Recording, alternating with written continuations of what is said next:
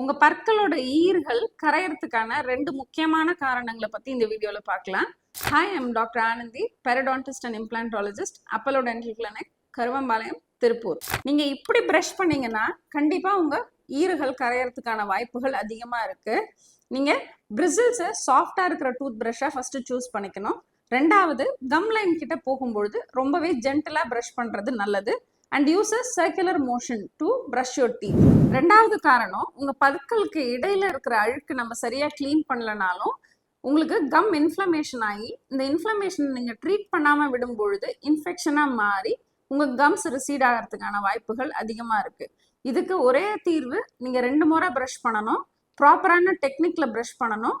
அடுத்தது, ரொம்ப ஹார்டா தேய்க்காம ஜென்டிலான ஸ்ட்ரோக்ஸ் யூஸ் பண்ணி பிரஷ் பண்ணணும். இதை ஃபாலோ பண்ணீங்கன்னா உங்க கம் லைன் ரெசீட் ஆகாம பார்த்துக்கலாம். You can have a happy and a healthy teeth.